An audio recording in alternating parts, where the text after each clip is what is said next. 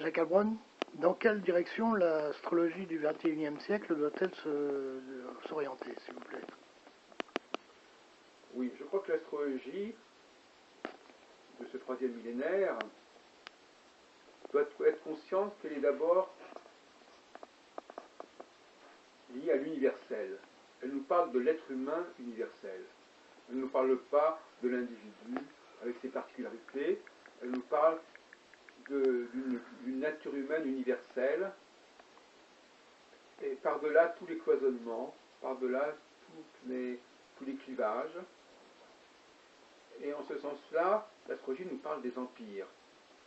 C'est-à-dire qu'elle nous parle de quelque chose d'illimité. L'astrologie nous parle de l'illimité, en fait.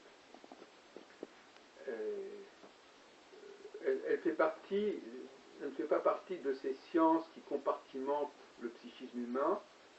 Elle fait partie, au contraire, de ces sciences globales. Elle est dans le général et non pas dans le particulier. Elle nous parle de ce qui est de l'ordre du médical, de ce qui est de l'ordre du physiologique, de ce qui est de l'ordre de la nature humaine, de l'anatomie humaine. Et elle ne nous parle pas, elle n'a pas compétence véritablement pour nous parler des cas particuliers. Or, chacun sait qu'aujourd'hui, l'astrologie cherche à se définir comme étant l'étude des cas particuliers par le thème natal d'une personne en particulier, d'un pays en particulier, d'une entreprise en particulier. Et souvent d'ailleurs, ces histoires de thème natal se font complètement en déconnexion avec les cycles collectifs, les cycles mondiaux. Donc là, l'astrologie est complètement à côté de ses pompes. L'astrologie doit être d'abord dans l'universel, dans le collectif, dans le mondial, avec cette petite nuance néanmoins, à savoir que il faut quand même distinguer entre les leaders et ceux qui sont finalement en situation subalterne, tout comme il faut distinguer entre les hommes et les femmes. Ça, c'est une dualité fondamentale qui est au cœur même de la cyclicité.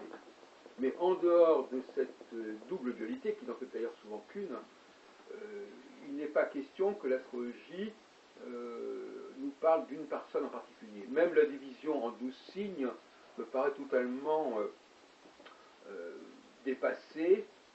Il y a un être humain, il y a au mieux deux catégories ou 4 catégories, mais il n'y a pas à diviser les gens par les 12 signes, ou encore moins par les 12 signes combinés avec les ascendants, par exemple. Sans parler, bien entendu, de toute autre catégorisation par le thème natal qui serait encore plus de l'ordre de la subdivision à l'infini.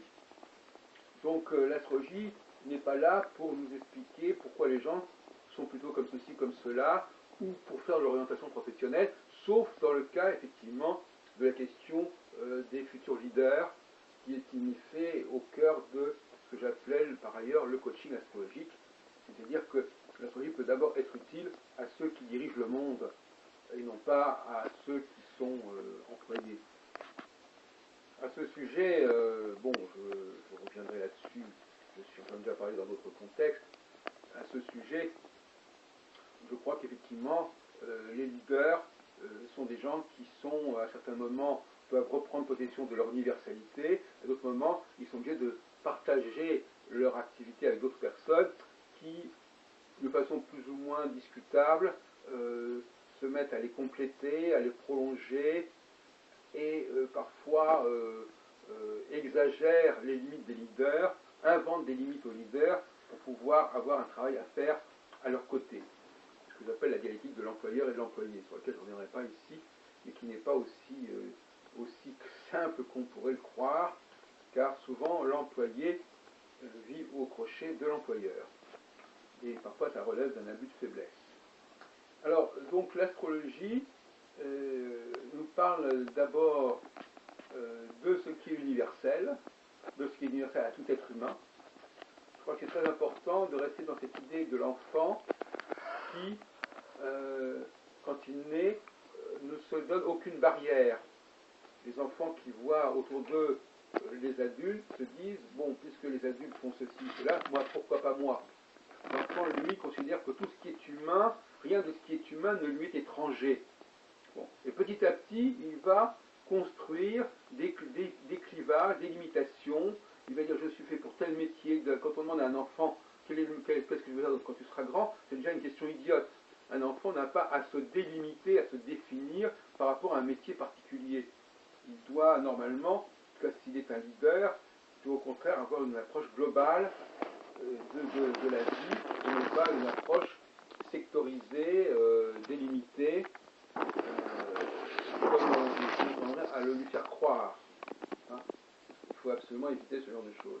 Donc l'astrologie, l'être humain est universel, tous les êtres humains sont identiques quelque part, et par conséquent, paradoxalement, je suis pour que chaque être humain travaille sur lui-même, que chaque pays travaille sur lui-même, ce que j'appelle le protectionnisme. C'est-à-dire qu'il faut que chacun soit autonome.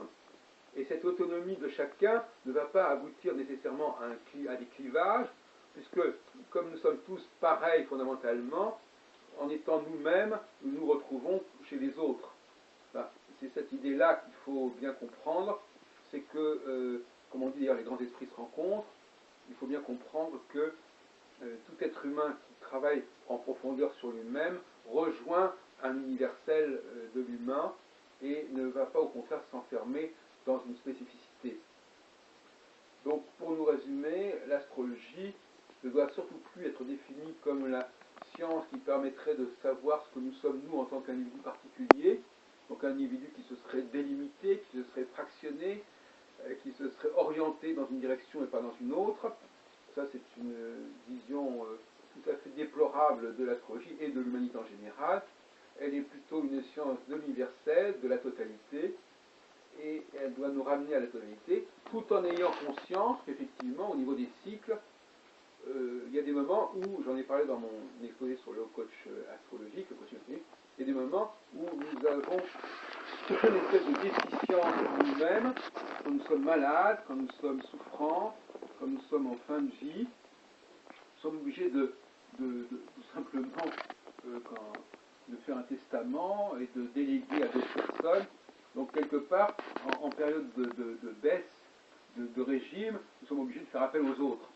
Donc effectivement, cette répartition de nos activités auprès d'autres personnes qui vont nous aider, qui vont nous seconder, qui vont nous épauler, elle existe effectivement dans la nature, mais elle correspond à une phase nocturne de l'être humain et non pas à une phase diurne. C'est-à-dire qu'effectivement, il y a des périodes comme ça où nous sommes dépendants par la force des choses, par l'âge, par la maladie, mais ce n'est quand même pas un idéal. Et je voudrais terminer sur ce point. Trop souvent, on met comme idéal ce qui est le handicap. Le handicap n'est pas un idéal. N'est-ce pas? La société a éventuellement, au niveau de la technologie, au niveau d'un certain nombre de méthodes, elle a pu effectivement élaborer des méthodes de substitution, des méthodes de remplacement, des expédients, des ersatz, des succédanés. Hein, quand on n'a pas de viande à manger, on mange des céréales. Quand on n'a pas de quoi faire, tout peut être remplacé par autre chose de moins bonne qualité. Mais quand quelqu'un ne peut pas diriger lui-même quelque chose, il se fait remplacer par un adjoint qui n'aura pas les mêmes compétences, etc., etc. Je voudrais dire que rien ne vaut, d'une manière générale, un être humain qui a la globalité en lui-même, qui a l'universalité. D'ailleurs, quelque part, le leader, c'est celui qui incarne l'universalité de l'être humain, qui incarne tous les êtres humains en même temps. Parce que justement, il s'est débarrassé d'un certain nombre de clivages, de limitations, donc tout le monde s'y retrouve chez lui, se retrouve en lui. Enfin, le leader n'est pas quelqu'un qui doit être clivé, qui doit être cloisonné. Il doit au contraire, quand il est en pleine possession de ses moyens, il doit être complètement dans le décloisonnement, et puis quand il décline, effectivement, à ce moment-là, il va répartir. Alors, la notion même de ministère de ceci, cela, est déjà une notion un petit peu décadente. Normalement, un chef de l'État n'a pas à avoir un ministre de ceci ou un ministre de cela. C'est quand il est fatigué, quand il décline, qu'à ce moment-là, qu'on va répartir les tâches entre les uns et les autres. Donc cette notion de répartition, de cloisonnement, est une notion qui existe, mais qui est une notion de nivellement par le bas. C'est-à-dire qu'effectivement, on ne va pas considérer comme un idéal ce qui est un pis-aller. On va considérer comme ce qui est d'ordre de la pénurie comme un idéal.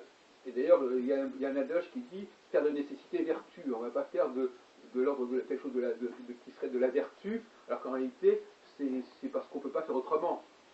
Donc effectivement, notre société est constamment dans une espèce de dialectique entre le diurne et le nocturne, et souvent le nocturne l'emporte.